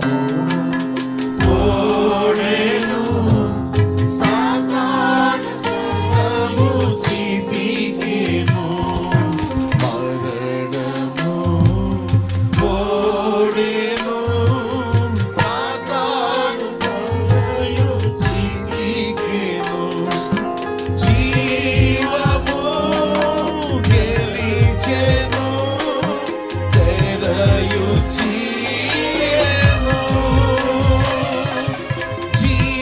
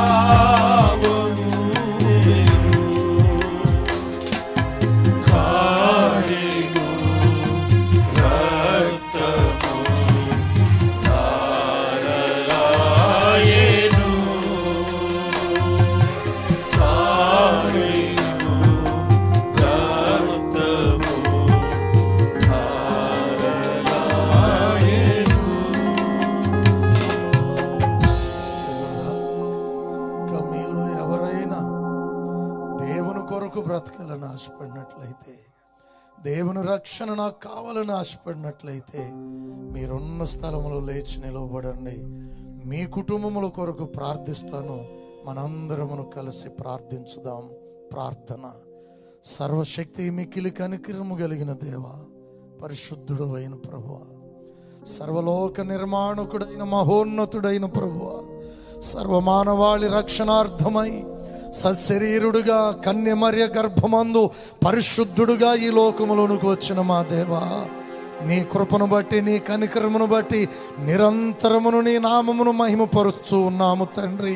ఉన్నతమైన దేవుడో ప్రభువా, దీనదశలో, దారిద్ర్య స్థితిలో, పాపకరమైన దురవస్థలో, ఘోరమైన శాపములో నశించిపోతున్న జీవితముల కొరకై నాయన అపారమైన ప్రేమతో, శాశ్వతమైన ప్రేమతో, దీర్ఘశాంతము గల దేవుడువై చేతులు చాపుచున్నందుకు నీకు స్తోత్రాలు చెల్లిస్తున్నాను నాయన. ఈ రాత్రి నీ మాటలు వినిన నీ బిడ్డలు నీ సన్నిధిలో బహిరంగముగా లేచి నిలువబడి ఉన్నారు ప్రభువా. వారి హృదయములలో ఉన్న ఆవేదన, వారి హృదయములలో ఉన్న దుఃఖము, వారి హృదయములలో ఉన్నటువంటి బాధ సంతోషముగా మారునుగా కని ప్రార్థిస్తున్నారు. వారి జీవితములలో అద్భుతములు జరుగునుగా కని ప్రార్థిస్తున్నారు. వారును వారి కుటుంబీకులను గొప్ప రక్షణ పొందుదురుగా కని ప్రార్థిస్తున్నాను తండ్రి. నీ కృపను దయచేయండి ప్రభువా. వారి జీవితములలో వెలుగును నింపండి ప్రభువా. నా తండ్రి, సమస్యలపై జయమును దయచేయండి. శాపము నుండి విముక్తులనుగా చేయండి, పాప విముక్తులనుగా చేయండి. సర్వోన్నతుడైన దేవుడవు నీవే. నీ వెలుగుతో నీ బిడ్డలు నింపబడవలనని ప్రార్థిస్తున్నాను. నీ సాక్షులుగా బ్రతకవలనని ప్రార్థిస్తున్నాను తండ్రి. నీ ఆత్మశక్తితో నీ బిడ్డలను నింపండి, నీ ప్రభావముతో నింపండి. నీ కొరకు బ్రతుకున్నట్లుగా నా తండ్రి, నీ శక్తి వారిలో నూతనమైనదిగా, నూతన ఉద్యమముగా ఉద్భవించవలనని ప్రార్థిస్తున్నాను తండ్రి. నీ కృపను దయచేయండి. అలాగే మా ప్రభువా, చేరి వచ్చిన ప్రియులందరి కొరకు స్తోత్రాలు, గ్రామం అంతటిని బట్టి స్తోత్రాలు, సంఘ ప్రజలందరిని బట్టి స్తోత్రాలు అయ్యా. మీ ప్రేమను ఎంతగానో వెల్లడి చేస్తున్నారయ్యా. నీ కృపను ఎంతగానో కృమ్మరిస్తూ ఉన్నారు ప్రభువా. నీకు స్తోత్రములు. ప్రతి ఒక్కరూ కూడా నాయన నీ సన్నిధిని ప్రేమించున్నట్లుగా, నీ రక్షణను గౌరవించున్నట్లుగా, ప్రభువా నిన్ను ఆశ్రయించున్నట్లుగా దయచేయండి. అనేకులను రక్షించండి ప్రభువా. గ్రామములో రక్షణ కార్యములను జరిగించండి. అపవాదిపై జయమును దయచేయండి ప్రభువా. ప్రతి వారు తమ హృదయములలో, తమ జీవితములను సరిదిద్దుకొనుటకు ప్రేరేపించబడి ఉన్నారని నిన్ను స్తుతిస్తున్నాను ప్రభువా. నీ నామమును బట్టి బలవంతులనుగా చేయండి. కూడి ఉన్న ప్రతి ఒక్కరిని కూడా మీరు బలపరచండి. వారు తమ గృహములకు వెళ్ళుచుండగా తండ్రి, వారితో మీరు వెళ్ళండి ప్రభువా. వారి జీవితములలో నూతనమైన కార్యములను మీరు జరిగించండి. సజీవుడైన దేవా, నిన్ను ప్రార్థించి వేడుకుంటున్నాను. నీ నామమును బట్టి మొర్రపెట్టుచున్నాను. నీ కృప ప్రతి వ్యక్తిలో నూతనముగా ఆరంభించుమని ప్రార్థిస్తున్నాను. నీ మహిమతో నింపుమని ప్రార్థిస్తున్నాను ప్రభు. నీ సహాయమును దయచేయండి మా ప్రభువా. ఇంతవరకు సహాయం చేశావు, మిగిలిన దినాన్ని కూడా మీరు ఆశీర్వాదకరముగా జరిగించబోతున్నందు స్తోత్రాలు. మా తండ్రి, మీరు మా మధ్యకు ఈ గ్రామమునకు మీరు నడిపిస్తున్నటువంటి ప్రభువా, బిషప్ తండ్రి గారిని బట్టి నీకు స్తోత్రాలు తండ్రి. నీ కృపను కృమ్మరించి ఓ ప్రభా, రేపు పగలు రేపు రాత్రి ప్రత్యేకముగా మీరే జరిగించి సభలను ఆశీర్వదించుమని మా తండ్రి, దైవజనులను బట్టి, కూడి ఉన్న సంఘములను బట్టి, గ్రామాన్ని బట్టి, ప్రాంత నివాసులను బట్టి నిన్ను స్తుతిస్తూ ఉన్నాను. నీ నామము కొరకు ప్రయాసపడుతున్న ప్రతి వ్యక్తిని బట్టి స్తోత్రములు చెల్లిస్తున్నాను ప్రభువా. నీ మహిమలో ఉల్లసింప చేయుచు నీ కార్యముల చేత తృప్తిపరచుమని చేరి ఉన్న మమ్ములను, గ్రామమును, ప్రాంతమును నీ చేతులకు సమర్పించుకుని ప్రార్థిస్తూ నా తండ్రి, నీ దాసుడు యేసరత్నయ్య గారిని బట్టి, దాసురాలను బట్టి, బిడ్డలను బట్టి నీకు స్తోత్రాలు ప్రభువా. నీ వాగ్దానములు గొప్పవి, నీ దర్శనములు గొప్పవి. స్థిరమైన దేవుడు ప్రభువా, నీకు స్తోత్రాలు. ఇంకను మహిమపరచండి, ఇంకను ఘనపరచండి. ఈ పరిచర్య ఇంకా అనేక కుటుంబములకు రక్షణకరముగాను, ఆశీర్వాదకరముగాను నా తండ్రి నీ మహిమతో నింపుమని ప్రార్థిస్తున్నాను. విశాలమైన గొప్ప కార్యాలు జరిగించమని నీ నామమును బట్టి స్తుతించి ప్రార్థిస్తూ యేసు నామమును వేడుకుని అడుగుచున్నాను తండ్రి, ఆమేన్. మన పరమ తండ్రి అయిన దేవుని ప్రేమ, రక్షకుడును కుమారుడునై ఉన్న యేసు క్రీస్తు కృప, పరిశుద్ధాత్మని నిత్య సన్నిధి సహవాసము కూడి ఉన్న మనందరికీ, గ్రామ ప్రజలందరికీ, ఈ సభలకును దైవ సేవకులమైన మనందరికీ సదాకాలము తోడయ్యుండి ప్రభు నడిపించునుగాక. ఆమేన్. ఆమేన్. ప్రభు యేసు రక్తమే జయం, సాతాను క్రియలు నాశనం. ప్రభు యేసు నామమునకు సంపూర్ణ విజయము కలుగునుగాక. ఆమేన్. ఆమేన్. అందరికీ నా హృదయపూర్వక వందనాలండి. ప్రభు స్తోత్రం. మన మధ్యలోనికి వచ్చి దేవుని యొక్క వాక్యం బోధించిన దైవజనులు సాల్మన్ రాజు గారికి వందనాలు తెలియజేస్తున్నాం. పిల్లలు, ఈ రాత్రి కూడిక ఇంతటితో ముగించబడినది. రేపు మనకి ఆఖరి రోజు.